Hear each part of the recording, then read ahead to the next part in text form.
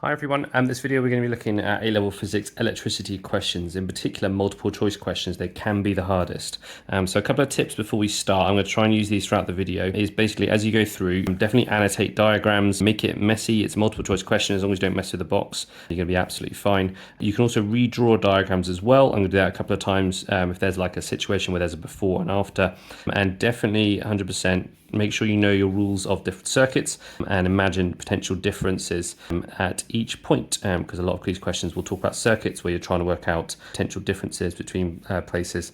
And I would definitely practice. Some of them seem impossible, but the more you practice, the more your understanding of electricity will develop, the easier they'll become. This is a really common type of multiple choice electricity question. We've got a resistor network, we've got a voltage supply of 12, and we've got different values of resistance. And the question says, imagine there's a voltmeter reading connected between these 2 points here, what would it read? So it's a really good test of how much you understand how circuits work and also potential difference. So the thing to look at here is obviously we want to use V equals IR, but there's no values for current. So we're going to have to use the idea that parallel circuits, we should know that in a whole branch, there's going to be the same potential difference as the power supply. So I've got 12 volts across there, and I've got 12 volts across here. So if those 12 volts are in series across those two resistors, what we can do is look at how much potential difference there is across each resistor. And because we don't have the value for current, we're going to use the idea that in a series branch, so two resistors in series, current is constant, so V is proportional to R. So basically we can use ratios to work out the potential difference values. So this branch here, or the one that X is on, we've got a ratio of 2 to 1. So I've got to figure out what ratio would 12 volts be in if it was in a 2 to 1 ratio. So that means in 2 to 1, this would be 8 volts and this would be 4 volts. That's a relatively straightforward one. Next one, we've got a ratio of 3 to 1. So again, 12 volts, we'll figure out how many volts each one's going to have. So this is going to be a ratio of, instead of 2 to 1, this is going to be a ratio of 3 to 1. So this means this has 9 volts and this one down here has 3 volts. So if the question is asking about X and Y, imagine you're an electron going around this part of the circuit, you get through one resistor, you've lost 4 volts. Then you go around this way, you lose 3 volts. So the potential difference between there and there, between 4 and 3, is basically going to be 1 volt. Just for interest, you can do it from the top way as well. You could do it go 8 volts and 9 volts. You'll still get potential difference of 1 volt, which is what this question is all about. This question over here, we've got a network of resistors and we're asked to find the current of the 5 ohm resistor. Now, there's a couple of ways of doing this. I think the quickest and the easiest is to use our knowledge of circuits and to say if there's potential difference of 3 volts applied, because it's a parallel circuit, it's going to be 3 volts across the top and 3 volts across the bottom. So 3 volts in total there. So because these two resistors are in series with each other, we can work out their total resistance and just do V equals IR or I equals V over R. So potential difference, as we said, is 3. The total current is going to be the same throughout, so we can use the total resistance, so 5 plus 3 or 8, and that gives us the top value here, about something around 0.38 amps. To understand this question here, we've got to understand a really key fact about voltmeters. As you can see in this question, the voltmeter is in the wrong place. It should be parallel across something. So if it's in its normal place, let's say across a resistor, a voltmeter only works because it has infinite resistance, so really high resistance. The purpose of that is so that current doesn't flow down it. You want a potential difference, you want a voltmeter to measure the potential difference before and after a resistor or a lamp or something like that. You do not want the current actually flowing down it itself. So because it's a regular voltmeter, doesn't tell you anything different about it, we can assume the same. So if you're an electron going around the circuit, because you've got infinite resistance on this path, the 20 ohms is absolutely useless. We've got an infinite resistance here. So basically you're going to get next to no electrons and zero current flowing down this bit. So once we understood that, we can ignore the middle branch and we can say, well, it's basically like a giant series circuit with 10 ohms, and an ammeter in it. So to work out the readings on the voltmeter and the ammeter, so the voltmeter is only going to measure across the whole of this circuit here. So it's going to have all the potential difference, meaning it's going to be 0.15. So the voltmeter then, even though it doesn't matter in terms of the current, it's still going to measure potential difference, but it's measuring potential difference across both these resistors in series. So therefore it's going to be all of the EMF across those two parts, so it's going to be 1.5. Now the current is going to be slightly different. The current's the one that will catch people out a little bit. So because there's two resistors in series with each other, we can then work out that the current is equal to potential difference divided by resistance. So 1.5 divided by, and we're just using these two here because we're ignoring that resistor. No current is going to flow down it, so it's basically useless for this part of the question. So 1.5 divided by 20 gives us 0.075, and that means the correct answer for this question is this one here, so answer B. Let's have a look at this question here about thermistor. It's quite tricky, got a lot of room here I'm going to use to explain how this question works. So we've got a battery with EMF of 12 volts supplied to, we've got a fixed resistor and an LDR or light dependent resistor with a voltmeter. Now there's like a before and after here. It says at a certain light intensity, the LDR has a resistance of 480 and the voltmeter reading is 2. So I'm just going to add this to my diagram to help me for later. This is 480 and the voltmeter reading is 2. At a different light intensity, the resistor of the LDR is now R. So it's changed. So the whole point of a LDR is that as light intensity increases, the resistance changes. It can go down with a higher light intensity. But now the voltmeter reading, so this thing has changed to 8. So I'm actually going to kind of sketch this out again. You don't have to do all this for your exam question, but just to help you guys understand it. So sketching out again, the voltmeter reading we said is now 8 volts. And the LDR, we don't know what it is. It's now got R resistance. So what we can do to help us out with figuring out our final resistance here is work out what the resistance of our fixed resistor is, because that's going to be fixed, that's going to be the same. So in this situation up here, we can work out what that is, because we know that if this is 2 volts across here, if I was to put a voltmeter across here, we've got 12 volts in total, minus 2 gives us 10 volts. So using ratios, we don't have current values here, so because we've got a series circuit, we can use ratios, say V is proportional to R, so therefore if I've got a ratio of potential differences, that's going to equal the ratio of resistances, if I can write my numbers correctly. So the ratio 2 to 10, we can express that as 1 to 5, so that means the resistances have to be in a ratio of 1 to 5 as well. So we're labeling this as R1 at the minute and this is R2 for our sake of our equation. Now we know what R2 is. We know earlier it told us in the question this is 480. So how to work out what this is? Well, hopefully ratio shouldn't be a problem with too much for you guys. But basically if I do 480 divide by 5, that gets me 96 ohms. So therefore R here is 96 ohms, which is a big part of our puzzle and figuring out what we need to work out later on. Right, long old question this, so that's only part of the answer, so that's 96. So let's then add this in up here, that stays constant because there's a fixed resistor. Now we've got a different ratio here because I've got 8 volts here, so the ratio, if I was to put a voltmeter across here, this would now be, it's still 12 volts, this would now be 4 volts. So the ratio 8 to 4 is obviously a ratio of 2 to 1. So the voltmeter readings, so V1, V2 is ratio of 2 to 1. Therefore, the resistance readings resistant value have to be a ratio of 2 to 1 as well. So R1 we figured out earlier is 96 ohms.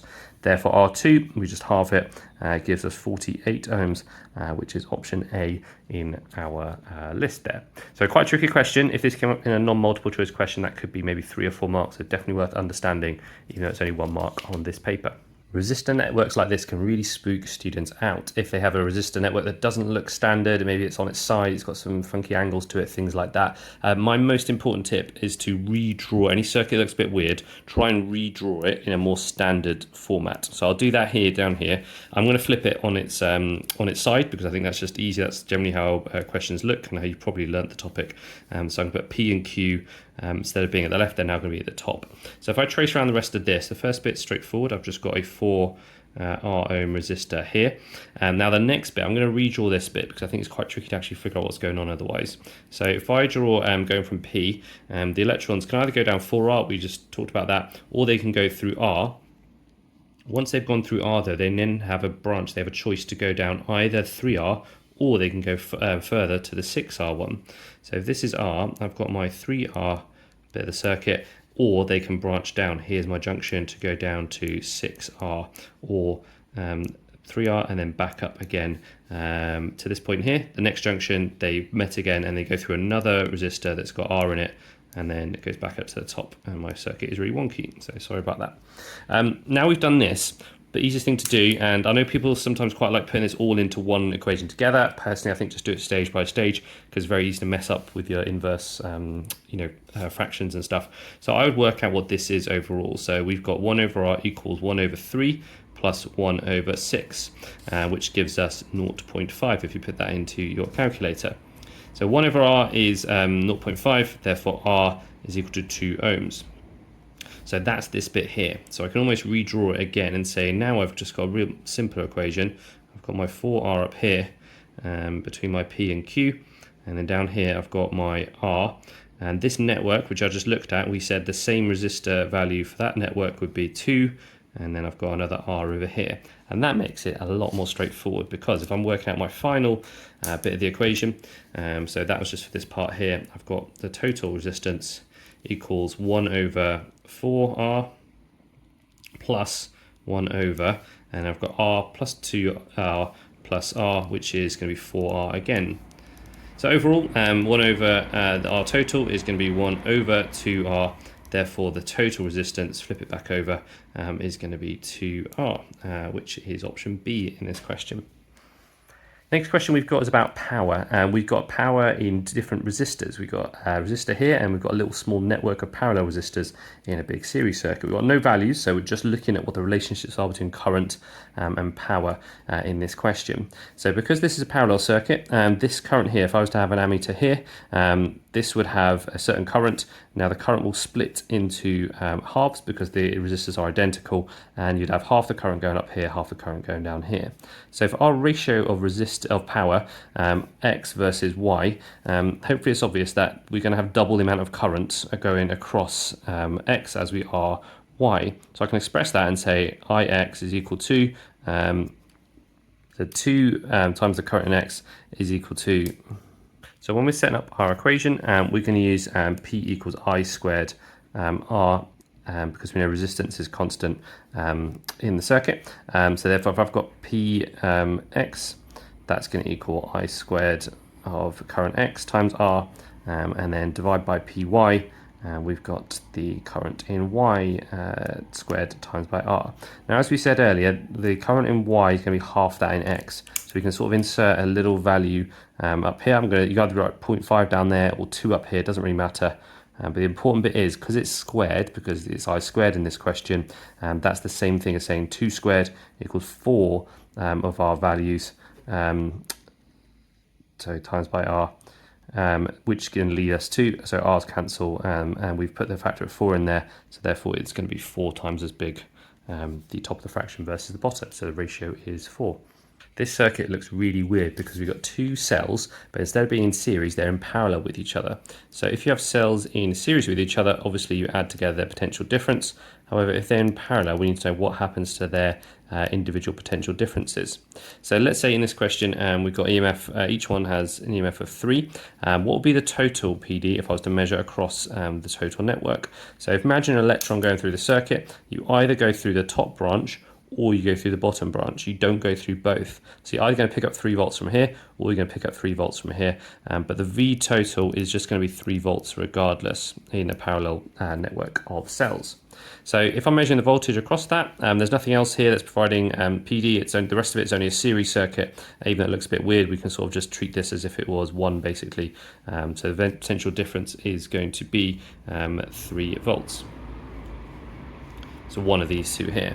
Now, as for the current, once we know the potential difference is 3, current is equal to V over R. So we've got 3 volts divided by the only other thing with resistance in the circuit is 12 ohm resistor. So if we divide those 2 together, we get 0.25 amps, meaning we are left with option A as our answer. This question up here, we've got a battery with a 6 volt EMF. It has a resistance, X does, of R over 2, and Y has a resistance of R. other way around, X has a resistance of R and Y is R over 2. So even though there's no numbers here, because it's a series circuit, we can say R is proportional to V. So potential difference wise, R over 2, don't fall down the mistake of thinking this is a ratio of 1 to 2. It's not. It's going to be a different ratio. So because we've got R and R over 2, we could look at the total resistance. So another way of looking at it would be equals basically 3R over 2, so R plus R over 2. So what that means is if I've got 6 volts potential difference, this one needs to be basically a third of the total resistance. So half is a third of 3R over 2. So in that case, we've got a ratio that's going to be 1.5 volts to 4.5 volts, which this one is 3 times smaller than this one. So therefore, it's going to be 1.5 volts overall.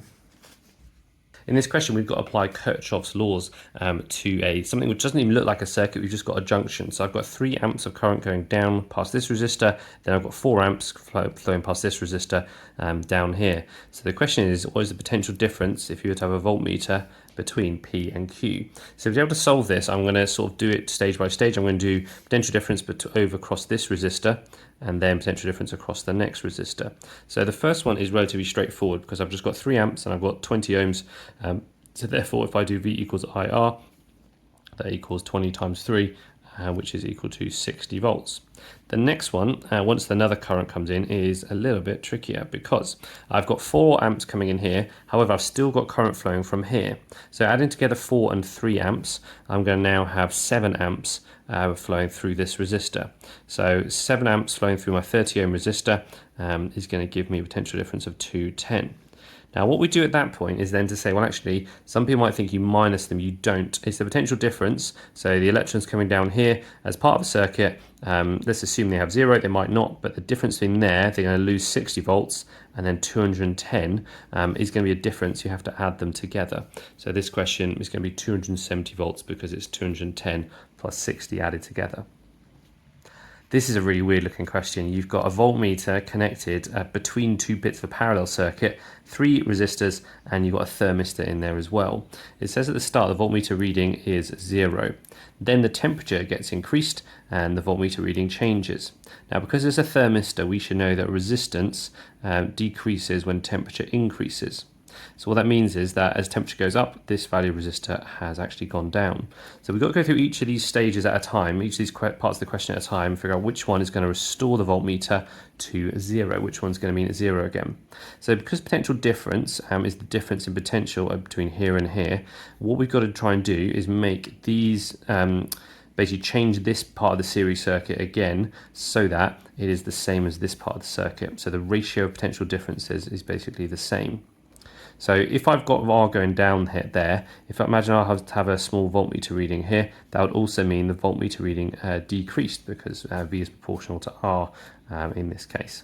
So what we'd have to do, this one we're making difference, so we can ignore that one. Any of these 3 are potential options. They're all talking about reducing the resistance in each. We don't need to worry about this branch. We're trying to match it. So really we're only looking at, so not P and Q, we're only looking at R. And if I reduced R here, because R is reduced here, we're only looking at the ratio between T and R in this case. So we're trying to get this to be exactly the same as it was before. So if I reduce R here to get potential difference to be the same ratio on both sides, I'd have to reduce R there as well. So the answer is D. This circuit here, we've got a voltmeter connected across an open switch with 2 resistors in parallel. The question says that there's an EMF of 4.2 volts. What are the readings on the voltmeter with the switch open and the switch closed? So let's do open first of all. We can basically ignore this whole branch here. The electrons going round past the voltmeter and they're going to go 40 ohms and 40 ohms there. Now with it open, the voltmeter is effectively then just measuring a potential difference of the battery, so positive and negative side of the battery. So therefore it would measure 4.2 volts if the switch is open. With it closed, the situation changes. So we're measuring across this 10 ohm resistor, and we've got to work out the value of this parallel network to be able to figure it out. So to work out this value, you might be able to do this quickly in your head, but we're going to have 1 over 40 plus 1 over 40. So therefore that equals 1 over 20 for 1 over R, and then R is equal to 20 ohms. So I'm not going to redraw it, but basically this whole bit here is 20 ohms. So I've now got 20 ohms and 10 ohms. that's a ratio of obviously 1 to 2. So if I split 4.2 volts in a 2 to 1 ratio, because that's what the ratio of the resistances is, that happens to be a value of 2.8 volts to 1.4 volts. Now the one we're looking at, obviously it look from the answer as well, but the 1.4 volts, because there's a smaller resistance, that's going to be the smaller voltage, so 1.4, meaning it's going to be option D down here. Okay, this question looks horrible, but I promise you it's not as bad as it might seem. The question's asking for the potential difference between points P and Q. And we've got lots of identical resistors, which is always helpful. So regardless of what the current is, potential difference across a whole branch is going to be the same as what it is across this branch. And if you look carefully, even though this resistor network looks horrible, is actually just going to be 10 ohms in total. So 1 plus 20 plus 1 plus 20 gives you 1 plus 10. Therefore, R is equal to 10 ohms. So we can sort of ignore that bit and just say it's another identical resistor. So because these resistors are identical, the electrons are going to lose a bit here, and the ones on this side are going to lose the same amount here and the same amount of energy per unit charge here. So by the time they get to this point here, they're going to have lost the same amount of energy per unit charge, meaning there's zero potential difference between those 2 points. Right, I hope you found that really helpful. Drop it a like and make sure you subscribe for more A-level content coming soon.